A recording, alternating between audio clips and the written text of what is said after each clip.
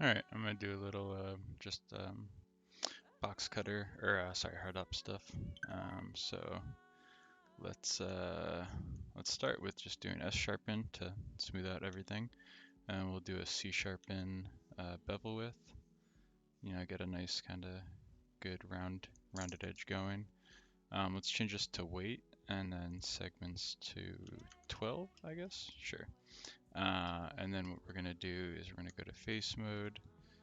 Select these faces, Q, and then demote them. So now this bevel's only affecting these areas. Cool. So something like that looks cool. Alright, now let's add a little boolean in here. So Shift A, mesh cube, S for scale. Let's bring this down a little bit. Cool, let's bring it up. Grab these verts here. And I need to figure out how to, because the only way I can figure out now is to go to wire toggle and then grab it like that and then turn wire toggle back off. But I'm sure there's a way to select hidden verts without doing that. So anyways, let's boolean these together. So I can either go to Q difference or I can just do Control Shift B, which is something that I set up. Now let's, there's some custom normals on this. So let's do flat shaded, smooth shaded.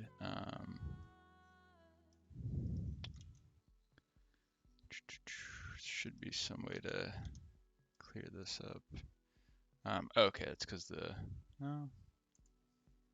bevel here, boolean here. Oh, I think it's on this object. Yes. Cool.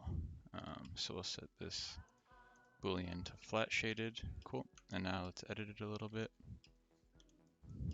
So maybe we want to bring it in a little bit more or a little bit less.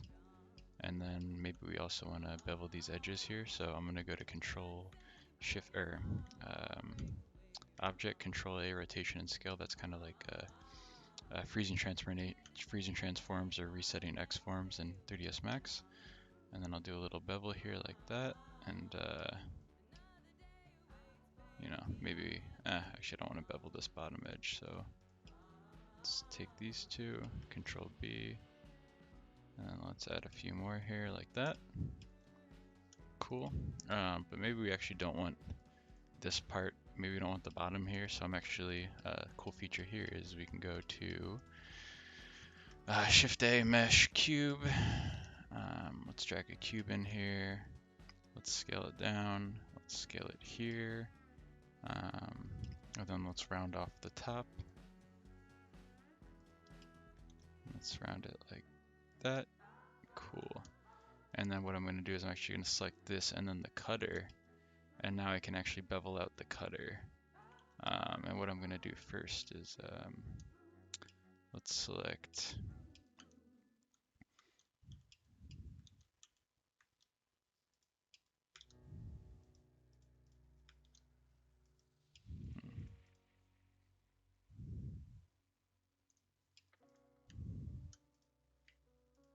select this edge.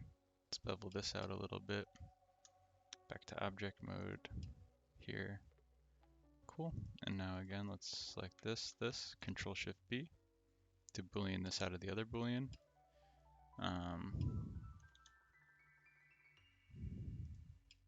Nice. We can turn the cutters off if we want to look at it a little bit more.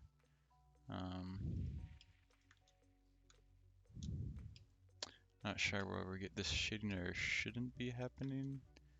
I need to figure out, I think it's because the smoothing on this needs to be, on this cutter needs to be changed. There we go. But it, something's happening with the normals here. I think it might be,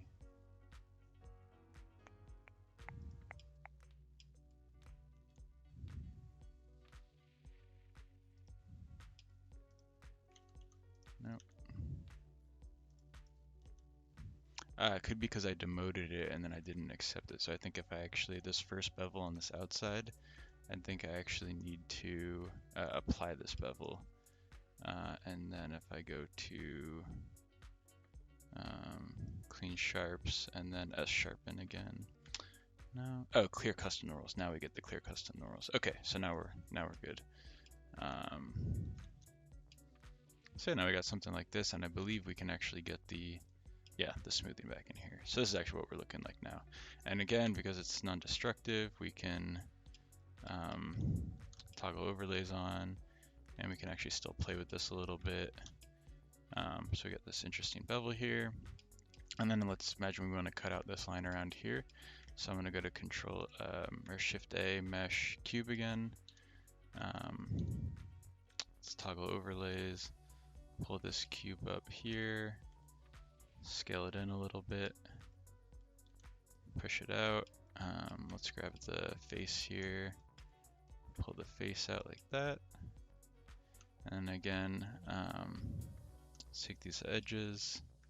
And this is actually a really cool feature. So I didn't mean to bevel it like that. So let's go like that. Cool. And then what we're going to do is we're going to select this, Control Shift B. And so that's really not what we want. We don't want to remove everything. What we want to do is go to Q and thick. And so now you see we're actually getting a kind of panel cut, this cool little panel cut here. And the cool part is we could always undo, and then we can go to edge here and select, control select this edge, and then we get the, this path, and then Control B again. Let's make this a little bigger, and then when we go to Q thick again, can pull it out like that. So this is pretty cool. And I'm probably gonna save just to my desktop real quick in temp. Just save this Blender file in case we crash, because it is a beta. Cool, and so even though that we have this one going, we can still go back to this cube here. We can select these vertices, and we still have, full ability to edit this boolean, which is really nice. And we can even still edit the base mesh. So first I'll bevel this a little bit. Cool. And then maybe we actually need to pull out this base mesh because, someone actually wants to make this a little bit bigger. So we're going to select these verts. And again, what I'm saying about the backface settings, I'm not really sure how to select through backface as well. Anyways, we're in edit mode. Let's bring this out. Let's exit edit mode. Now we're at something like this. And maybe we actually want to move all these, change the center. So we're going to pull it like that. Cool. And I'll just toggle overlays off again to get a good idea of what it's looking like. That's pretty interesting, but maybe this needs to be pulled back here instead of being so up front here. So let's toggle overlays again. Let's go to vertex and let's actually pull this back in. And maybe, oh, you know what? Actually, maybe let's pull this up again because maybe it needs to be a little bit higher. Cool. Or no, a little bit lower. Nice. Something like that's actually fitting pretty well. And then at any time we can go back to our main one, and we can go Q operations bevel helper, and that'll just toss a little bevel helper. And it's not going to be, shading isn't going to be perfect because of the geo's a little sloppy, but it can give you a good idea of maybe what this will look like if you throw it in ZBrush, or if you actually just decide to do this. So this is looking pretty good. I'm just going to save again. Cool. So let's toggle overlays. Maybe I just need to put a little cut through it. Yeah, let's try that. So let's grab a Shift A mesh plane. Let's scale it out a little bit. Let's go to vert mode. Or it could have just come to the edge. Let's bring it out here. And then let's actually just go to edge mode. Bring this edge back. Cool. And now let's Boolean this out. So you have to click this one first, then this one. Boolean, you're not really seeing anything. So we click this, we go to thick, and we're getting something like this. And you see this is actually sharp edge now. So all we need to go is back here and move the bevel modifier down. And now we're getting this cool little cut in that I'm not really sure why there would be a cut in here, but it is here. Let's actually pull this back a little bit like that. Cool. So now we're going to, we got some cool cuts going on, and let's just play around with some mirroring now. So let's bring back the overlays. Alt X for mirror, I think. No. Hard ops mirror. Alt X. Interesting. Doesn't seem to be working how I'd expect. Maybe I need to toggle the cutters. Ah, okay, there we go. Cool. So it looks like it goes based on where this, where your manipulator is here. So I think I need to go to, where did I put it?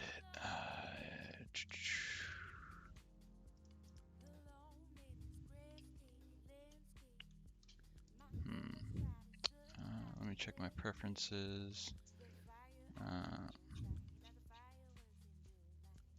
It's in here, and then we have,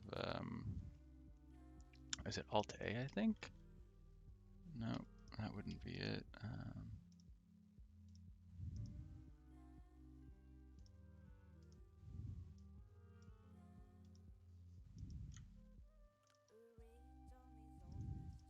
Cool. Alt A, I think it's cursor pi.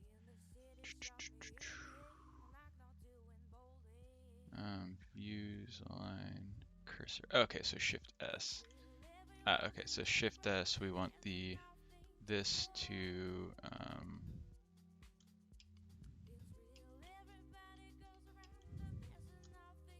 nope, that's not what we want. I think when you're editing the 3D cursor, you'd have to come over here. 3D cursor, okay, so 0, 0, 0, 0, and then we want to do Shift S to, but that's actually snapping it. There we go. Okay, so it's this one to cursor. Okay, so now we have that here. Now we do Alt X, and we can actually just play around with the mirror stuff. And then maybe we actually want to mirror it like that. That's pretty cool. And then the nice part is, you know, we can turn these off or on, and we can always flip them. And yeah, flip it like that. So now we have this type of shape. Maybe we decide now that you know, we actually want this to come through all the way, so let's bring it here, and then let's scale it a little bit. So we got something like that. And then maybe this one's actually cutting a little bit too deep. So we'll grab these verts, we can bring them up like that. We need to bring this one up now too.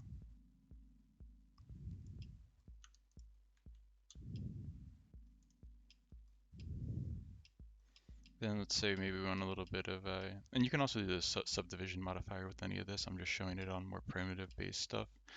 And then, you know, maybe on top of this, we want to toggle overlays, and then Shift A, cylinder. Let's go to object mode on the cylinder.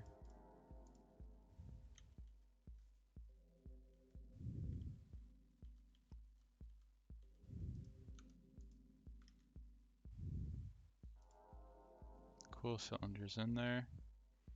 Let's go here. Make this a little bit larger. And I think I will try to toggle the subdivision, which probably won't look great. Yeah, this is probably not the best way to do it. Let's toss a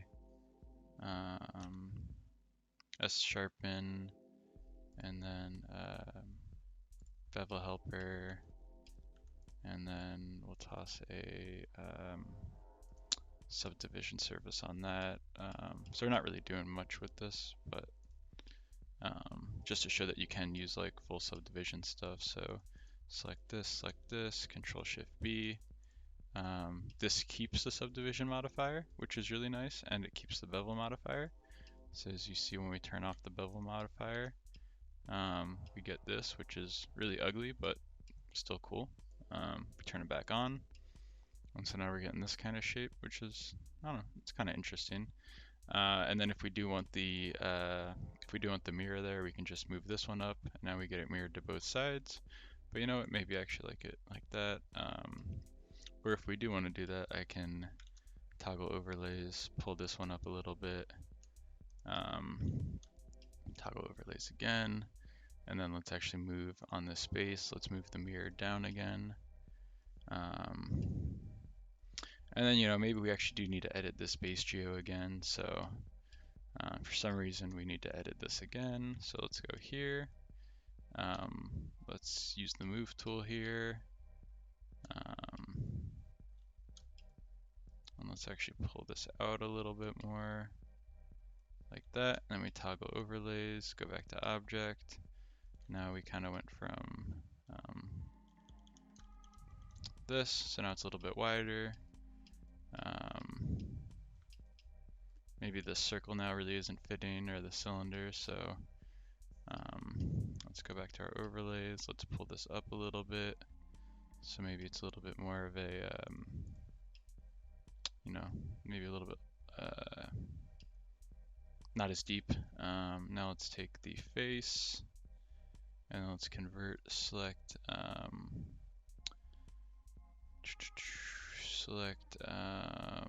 and then should be a way to select and turn the selection into edge mode. Yes, cool. And then we can bevel this.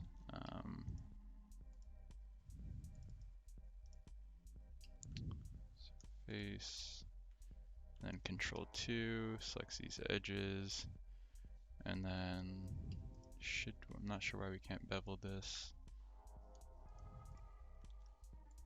Maybe we don't have them selected.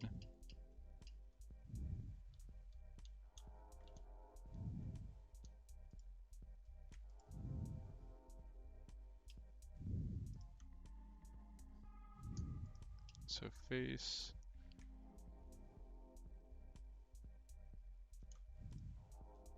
Okay, there we go. So I just needed a shift click instead of control click. So we can actually put a cool bevel on here. This actually may be something we want. And then again, I can toggle overlays again. Maybe pull this down a little bit more now. Turn on this off. Cool. And then maybe again we realize we don't want